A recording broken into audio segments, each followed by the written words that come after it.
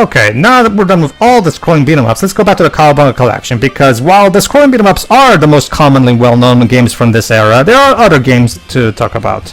In fact, while at the same time that the SNES and NES were in the early having games, the Game Boy also got its own trilogy. In fact, here we go. The Turtles wouldn't trade these adventures for all the slime in Hollywood. I wouldn't be surprised if notes are being traded during the development of this collection and the development of Shredder's Revenge, because honestly, the aesthetic for the opening menu on this game does feel very in tune with Shredder's Revenge. Sure, they've got a new movie coming out, some big Hollywood production, but ask any of the boys and they'll tell you nothing compares to the radical fun they have on Sega Genesis, Super NES, NES, and Game Boy.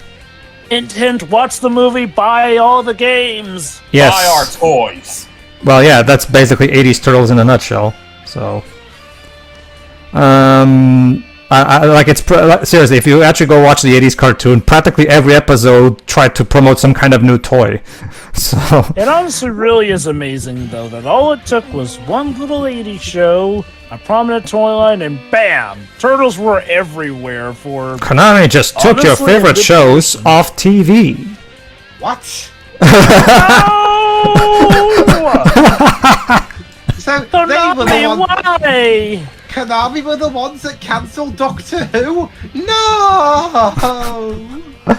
They were the ones that killed Teen Titans with just that fifth season and that lackluster ending. I mean, think about it. The end of the classic Doctor Who era on a regular basis was 1989, and that's when the Turtles were starting to get really popular, and that's when Konami's games were starting to come out, so it all makes sense. Konami killed Doctor Who, the bastard. And yeah, as you can see, unfortunately there was no Detective Magazine advertisements for this game, so Teenage Mutant Ninja Turtles Fall of the Foot Clan is the first of the Game Boy trilogy. Fall of the Foot Clan kind of gives away the climax, doesn't it? Well, Jova, it's a Turtles game. What exactly were you expecting the conclusion to be? I mean, I've always just found it weird when titles basically say, like stuff like Draken's demise or insert villain's defeats, essentially. It would have been honestly, it'd have been funny if TMNT pulled a dinosaur ending, if you know what I mean. Anyway, so who stopped Shredder from ringing America's favorite turtlenecks? Turtlenecks? In cahoots with exiled alien Zapmaster Krang, the evil Shredder has once again kidnapped the dashing damsel of the news desk that put on O'Neill. To rescue this ravishing reporter, you must return to the sewers and dredge forth those reptiles with turtles aren't reptiles. With a penchant for pizza and all the nifty knife work of a chop suey chef. You'll control every move of Leonardo, Michelangelo, Donatello, and Raphael as they arm themselves with head-rattling nunchucks, backstabbing size swords. They're size, they're not size swords. And liver-lashing katana blades. Oh, what? We're not going to talk about Donatello's bow? Did the people who wrote this thing even knew anything about the Ninja Turtles? Whatever. Of course, this once-in-a-light-year adventure will really start rumbling the nanosecond you bust into 5 never-before-seen levels of Manhattan mayhem, including the traffic jam, waste dump ravine, and Technodrome Tower. Here you'll perfect the ancient art of icing, dicing, and shuriken slicing, and you'll get the chance to wipe the smirks off the faces of all new creepshow freaks like Roadkill Rodney, Shell Shocker, and that nasty villain Filet O Filth. Oh, no. So get back into your shell and start snapping away before April goes from delivering the news to singing the blues in some new cement shoes. Poetry, it rhymes. Anyway, okay, first up, in regards to turtlenecks, Pedro, those are like turtleneck shirts, like the kind of outfit that Velma wears. That's a turtleneck. I guess. Also, this game pack is for use with the Game Boy Compact video game system. And secondly, turtles actually are reptiles. They're in the order of reptiles known as the testudines. Well, no, I thought they were amphibians. No, you're thinking about that one line that Raphael... Wait, hold on. You're thinking about that one line that Raphael said in the 2003 show. It's like, good thing turtles are amphibians, even though they're not. It's Raph, he's dumb. And look at all the executives somewhere is laughing at Pedro like, you keep telling we're wrong and yet you're wrong, so who's the more wrong out of us? Anyway, that is, once again, really badass box art, I'm assuming, from Kevin Eastman. It's a Japanese one. Yes. You can even see some screenshots and everything. Alright. Anyway, here's like what a turtleneck outfit looks like. It's the kind with the big bulgy collar. I guess. Again, like what Velma wears usually. Mm-hmm. Made in Japan. Alright. Let's take a look at the manual then. There it is. Follow the Foot Clan. Instruction booklet. There's also the Japanese one, but we'll take a look at that one after. That one's just called Teenage Mutant Ninja Turtles. Yeah. Welcome to the world of Ultra. You're now the proud owner of Ultra's Cowabunga version of Teenage Mutant Ninja Turtles Follow the Foot Clan. For the record, there's no quote-unquote Cowabunga version. There's no exclusive version to this collection. That was just Ultra trying way too hard to be cool. Put yourself in their shells. Chop chop! To rescue April O'Neil, your all-time favorite news person, you must risk life, limb, and shell by thrashing, bashing, and smashing Shredder and his fiendish Foot Clan army. To accomplish this Turtlian task, insert the game cartridge correctly into the Game Boy and turn the power switch on. Yes, thank you. Nintendo will appear, followed by an ultra-cool logo. Then the turtle seal of approval, and finally a message from your favorite for... It also helps to put batteries on the Game Boy before you turn it on. After checking out the Tortoise Wrap... The Tortoise Wrap? What, you mean Go Ninja, Go Ninja, Go? Okay. Press the start button and the configuration screen will appear. Here you'll pick your beginning stage by pressing the control pad left or right. All told, there are 5 fearsome stages to choose from. See page 10 for the diabolical details of each stage. Next, press the control pad up or down. Okay, how fucking stupid does this manual think I am? You press up to go up. You press A to attack and B to jump. Okay. To be fair, any game could have been any player's first, so... I mean, to be fair, this is a thing that all manuals have, like, even the most basic of stuff in it, so... I don't really take much issue with it. It's just your standard stuff. Besides, there are sometimes those weird and out there games where actually it's not the usual control scheme in that regard. Anyway, how to select a hard top? A heart? What is that? A hard top? I guess that's an item pickup? Is it? Next, press the only pickup in this game is pizza to restore your health. Oh, I can tell you. I get it. That's the terminology for what turtle you want to play as. Oh. Oh, you said hard top. Once you've chosen a hero in a half shell, press the start button to begin your adventure. Note, you can change your turtle identity only after you can change your turtle identity only after you clear a stage. You mean you can change your turtle playing? Like, I don't know, that phrasing is kind of interesting. Okay. You can change your turtle identity. Now, I know what they mean, Joe. It's just that I just like the phrasing. You can change your turtle identity. You know, I identify as Michelangelo. I was about to go for like the hard top thing, like, okay, I get the pun, like, hard top is usually what you refer to for, like, you know, the top of a car, essentially. Whereas, you know, for the turtles, their hard tops are their shells. However, to experience the Grand Tortoisian Finale, you must begin at stage 1 and make it non-stop through all 5 stages. Basically, what this means is that you have to go for the entire game without dying, I think. Which I do, thanks to the rewind feature, so whatever. Turtle soup and utter junk food. Each time a turtle is nicked by an enemy, his life meter will shrink. When his meter reaches 0, he'll become an official POF, prisoner of the Foot Clan. So basically, they're taking a cue from the original NES game, where the turtles don't die, they get captured. When all 4 turtles are captured... You can play all 4 of them. Yes, the game will end and there will be an extra helping of turtle soup at tomorrow's dinner table, specifically Shredder's dinner table. Fortunately, throughout the battle, you'll find pizza pies that will restore a waxy shine to your scratched and dented turtle, a slice of pizza. Basically, this is the Konami taking cues from the original NES game, where the turtles get captured and you have to save them somewhere in the game. The same advice from the end game applies here. Don't let your turtles die, because trying to save the turtles is a big hassle. If a turtle is near, it's best off to just save your passwords and just restart the level if one of your turtles gets captured. You're one of those brute force kinds of players. It's because, much like the NES game, Jova, saving a captured turtle is way more of a hassle than it should be. Okay, so yeah, here's the Game Boy.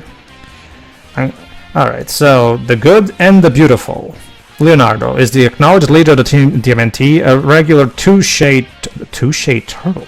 He is a master of the deadly katana blade and a hot-blooded leader who's always willing to lead his buddies into battle. Then we have Donatello, who's the real creative of the bunch, who designs all the turtle vehicles. With the swing of his trusty bow, he can disable a foe quicker than you can say ouch. Michelangelo, his carefree slave to Pisa, is the spokesman for your favorite foursome. He's a disciple of the infamous martial artist Vincent Van Vanquish. What? And the genius... Yeah, Vincent Van Gogh. It's a play off of that. I guess. And the genius with the head-banging nunchucks. Raphael is a very resourceful and cool turtle.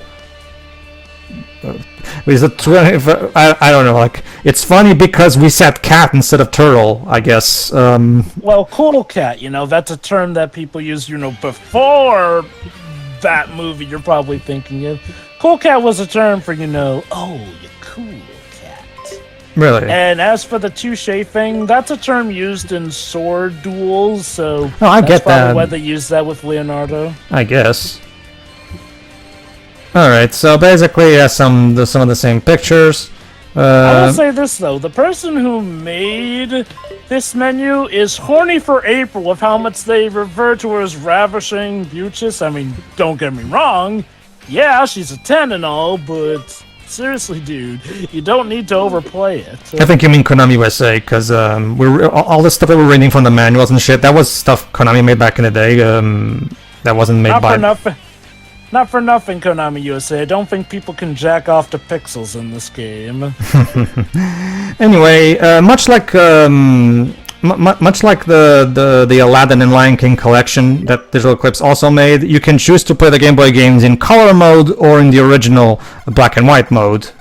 I'm going for color. I'm going for color because it looks nicer that way. I agree. Usually I do. It depends on the game. Sometimes the color mode... April has been kidnapped by Shredder. That almost never happens. Turtles. Oh, sorry. Is that Splinter? Turtles, you must save April. They don't say who's talking, so it's kind of hard to... For all we know, it could just be the narrator saying that. But yeah, let's headcanon it as Splinter. April, yeah, basically, if you start the game, it will have the... but first, before we continue, actually, let's take a look at the strategy guide first. So, it came out on August 3rd, 1990 in Japan, and the same month in the US. Time to rescue April again. The Turtles' first outing for the handheld Game Boy console is packed with the finest monochrome graphics, wacky bonus games, and hidden secrets. Here's your guide to them all. Alright then. So... I thought they didn't have a specific day for the US release. I don't know. The first turtle tip, Konami Power. Low on life with a pizza to be found, pause the game and enter the Konami code, that's up, up, down, down, left, right, PA, for those who don't know, for a free refill. But don't get greedy, dude. This only works once per game. Of course. So, sorry, dude, you can't abuse it. It's not like the... Because like Wireland one is something like that, but you can use it as much as you want. Anyway, need to burn up for the bonus games? Press B, A, and select at the same time while on the options screen. Then select the question mark to press them all. Or you can automatically activate this cheat in the Cowabunga Collection menu, so you don't have to even press the code.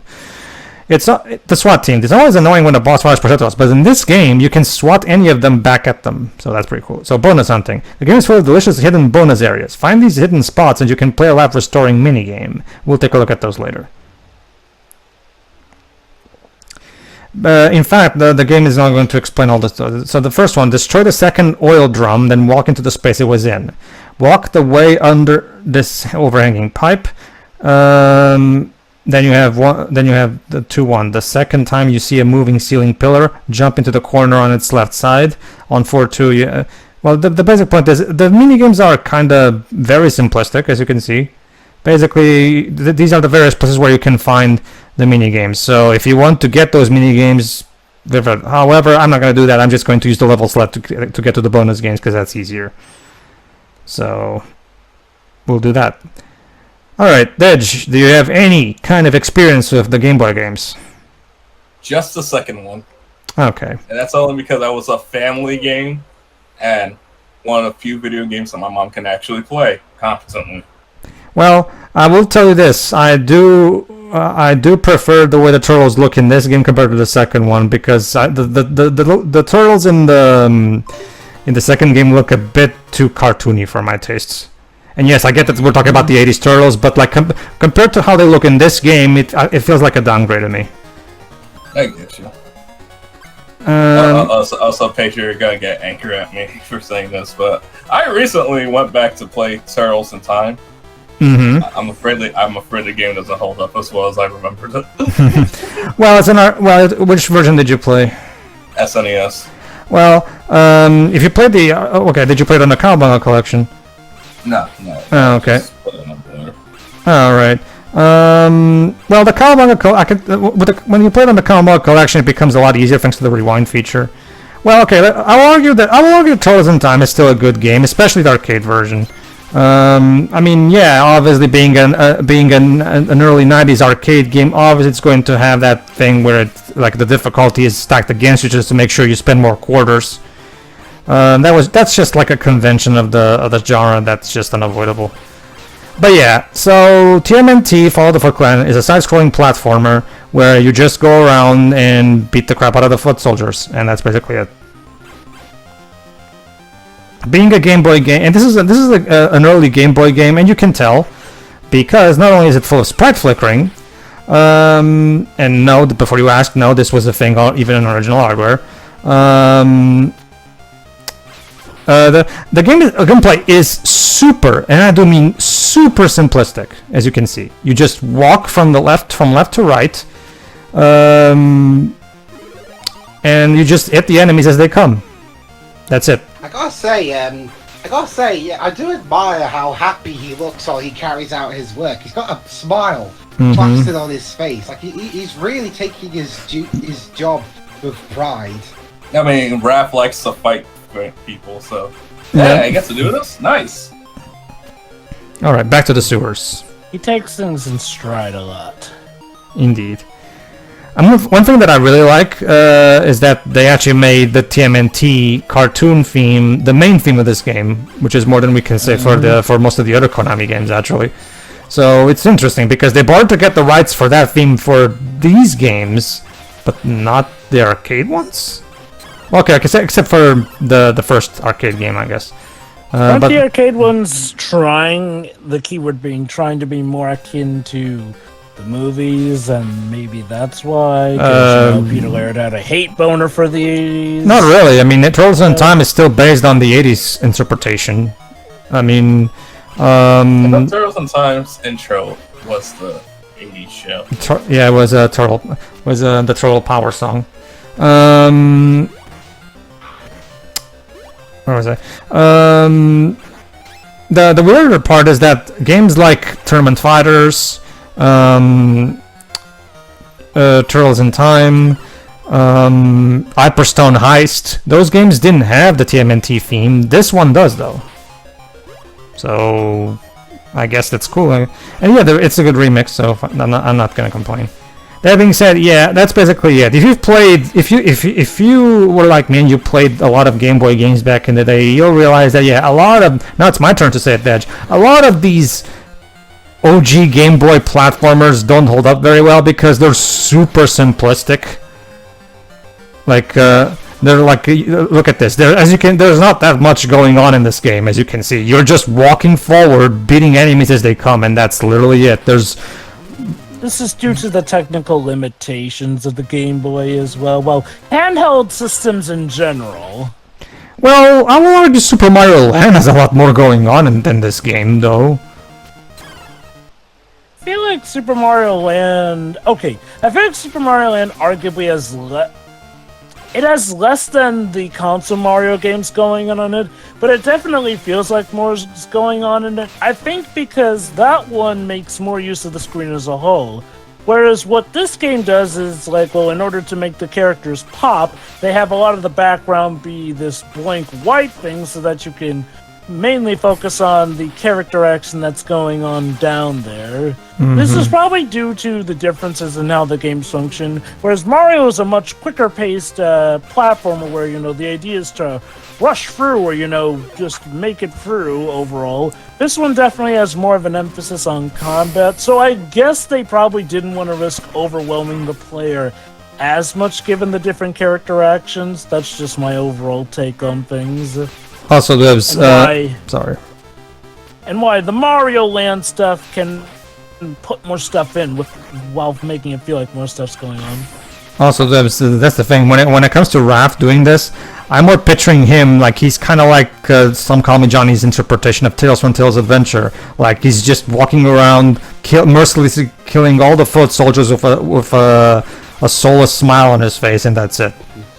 I feel like the 2003 show was the one that... Well, maybe not the 2003 show as much, but definitely by the time of the 2007 movie, Raph was definitely portrayed more as the brute. You raised up into the air, and that leads you down into the sewers. What? A couple of other things about this game. I was wondering, for the longest time I was wondering what the hell Ultra Games was, and well, now I figured it out. There is no Ultra Games. No, it's Konami. Because Konami just released it as themselves. Ultra Games was a way that Konami found to bypass the Nintendo's you can only release 5 games per year limitation that they put on third-party developers. Remember, so a shell company. Yeah, remember the NES came out right after the video game crash, and one of the big reasons for the video game crash was because of loss of publishing control. Because with the Atari 2600, the reason the Atari 2600 failed eventually, despite being a big success, was because literally anybody could make a game for that console and just sell it and just put it on a console. Atari didn't. There was no approval process from Atari themselves. So basically, literally any random schmo who doesn't know anything about coding could put a video game on that system. So the console was full of. You want to talk about? There's a lot of talks about Wii shovelware, and recently shovelware on digital stuff on both eShop and PlayStation Network. No, people, trust me. You want to talk about shovelware? The Atari 2600 is the undisputed king of shovelware. The main problem with it was that it really emphasized quantity over quality. Yep. Which came back to bite them massively. Like, okay, say what you will about how much Nintendo actually did fix the problem, but one thing they did do that was smart was limiting overall how much games people could put on a system. Because with that limitation... Oh, hey, Rocksteady. With that, yeah. Oh my god, we're fighting Rocksteady. When are you gonna get finished on that Suicide Squad? Twos. So Rocksteady, how's that Suicide Squad game coming? But yeah, no, I mean... I wanted to make a Superman game, but they said no. But yeah, no, limiting how much games a company could put on the system, for the most part, encouraged them to have to do a lot better with that was the idea. Games that they could put out. That was the idea. If you want to put games on our system, pick your 5 best games. That's basically what Nintendo was doing. I'm guessing that wasn't so much a thing for the anime must be near. Europe. April is screaming. Well, remember, Dwebs, the video game crash was an American crash. Europe was unaffected, so Nintendo of Europe didn't have as much motivation to do so. And the music for this game was done by Michiru Yamane. I think I pronounced that right. The reason the crash was felt was because America had grown to a point where it was one of the biggest video game markets for companies.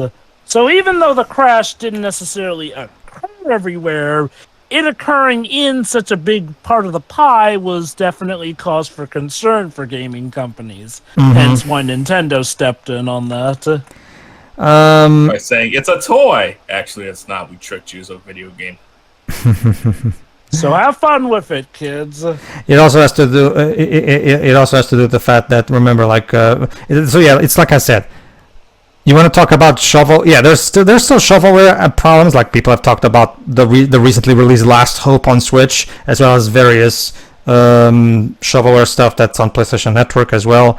But trust me, the Atari 2600 is still the undisputed king of shovelware. There was so many games coming out that it was literally impossible to it literally became impossible to separate the good ones from the bad, because there was. Keep in mind, it caused a crash in a giant market.